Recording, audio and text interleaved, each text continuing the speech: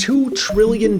That's how much wealth has been wiped out by the recent crypto crashes. Luna, Celsius, Voyager, we've seen them all, and so did the regulators. That's why all throughout the world, crypto laws are being discussed and voted on as we speak. They're setting up licenses, limitations, and I'm sure a few loopholes. But there's something that concerns me. These laws are just proposals, and we're still far away from any formal decision. What's the reason for this delay? Should we expect something bad here? Nietzsche said that time is circular and history repeats itself, and that's certainly true, at least for finance. Let me give you an example. Last month, the CEO of Celsius said, "Don't worry about it, we have plenty of money in deposits." And then 2 days later, they shut everything down, freezing every last account. Customers are owed nearly $5 billion and may never see that full amount. And this is just one in a series of crypto cracks. So are we doomed here? Maybe not. Look at 1907. Back then, the US was becoming a superpower, and there was a craze in finance. The country was on a major lending spree with over 22,000 banks. It was extremely easy for institutions to lend money. Problem is, it was way too easy to lend money. So in 1907, a number of shady, speculative investments initiated the crack, and it rapidly sparked a systemic crisis. Boom, gone. People were in total panic and queued on the streets to get their money back from banks, but the banks were just sending them away. There was simply no money to give. And this is why you might have an elderly relative who wouldn't be caught dead keeping money in a bank.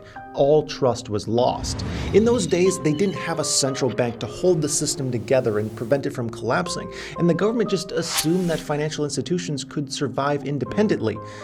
Wrong.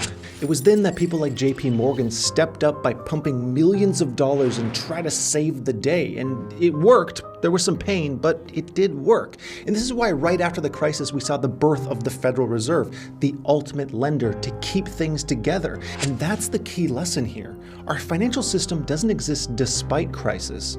It exists because of them. Shocks and cracks create most of the tools, laws, and institutions that we have today. It's like those oddly specific signs where you're like, there's gotta be a story behind this. 1929.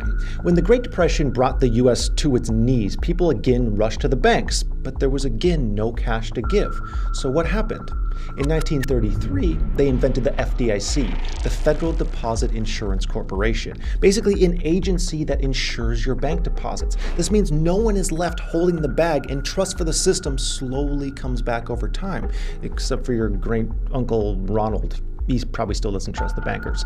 It's unfortunate, but that's how we learn. Bad things happen, and then we prevent them in the future. At least we try to. Now, in these crypto bank runs, we don't have a Federal Reserve, an ultimate lender, nor the FDIC. So what did regulators learn from the crypto meltdown?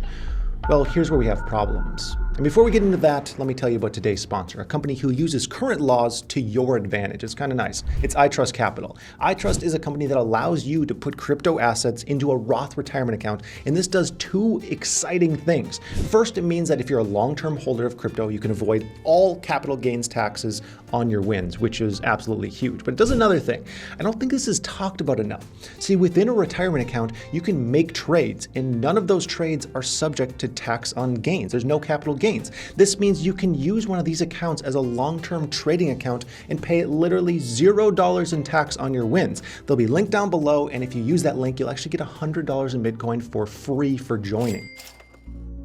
Now, this regulation storm is getting bigger and it's hitting Washington. Senator Elizabeth Warren lost her patience recently. She called out the SEC for not doing enough and doubled down by saying she wants enforcement and regulation, and she wants it now. So the laws are coming. Now the question is, who's going to take charge and why? Because of course, there's a power problem.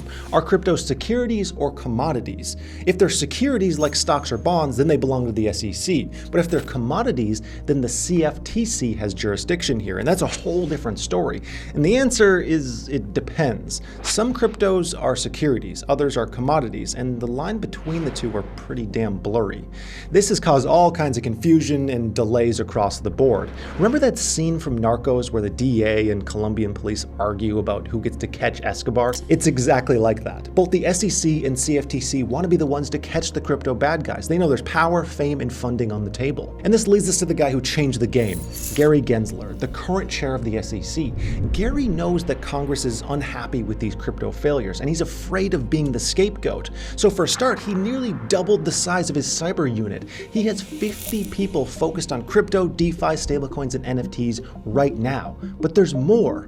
Gensler used to be the chairman of the CFTC. CFTC before switching to the other side. He knows that the sector will be regulated ASAP, and that's why he just went to the CFTC and said, hey, let's make a deal. Let's put competition aside and agree on one rulebook for both agencies. In other words, we'd have the SEC and the CFTC united, working together to hunt down scammers and frauds. Is it going to work? Maybe. Gensler has a good shot at uniting these agencies. However, this is politics, and here's where things get interesting. The CFTC isn't exactly jumping at Gensler's neck, giving him kisses and thank yous, because they might have a better deal on the table. Meet Rostin Behnam, the current chair of the CFTC. Behnam knows that just a few weeks ago, a new bipartisan bill was proposed. I'm referring to the Loomis-Gillibrand proposal to create strong federal regulations for cryptos. This bill would create a clear division of digital assets and explain what's what and who rules over which type of crypto. And there's something juicy in this document. The bill says that most digital assets are commodities, and so under Section 403, the CFTC should be in charge. Period. End of story.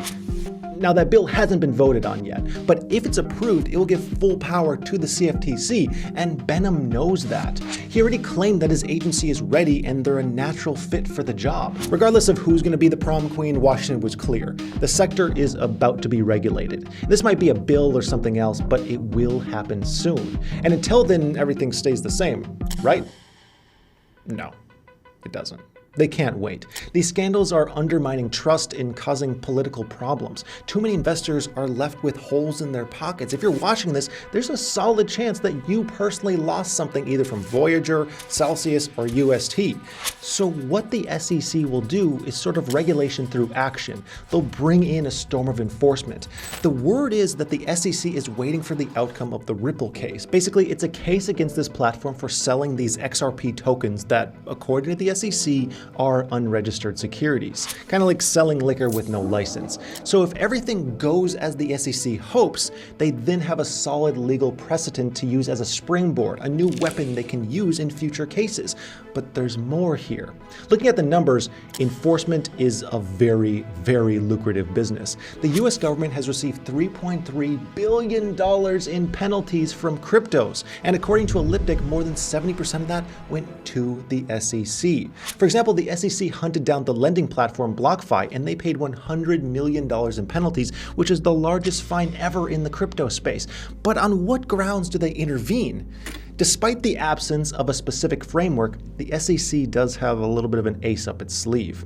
It's a mechanism that allows them to step in. It's called the Howey test. Basically, the Howey test poses 4 criteria to determine whether a transaction is a security or not. It comes from a 1946 case in the Supreme Court, and here's what it says. If you're an enterprise that raises money from the public, and the public is expecting a profit based on your efforts, then this is subject to securities law. It's a broad definition and not built for crypto, so that's why it's debated, because it gives a lot of power to the SEC.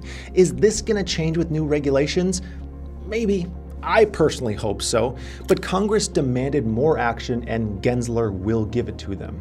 He just claimed that most crypto tokens are in fact investment contracts under the Howey test, which is something I personally don't really agree with. It's really hard to argue something like Ethereum, Cardano, or Avalanche are securities, but exchange tokens?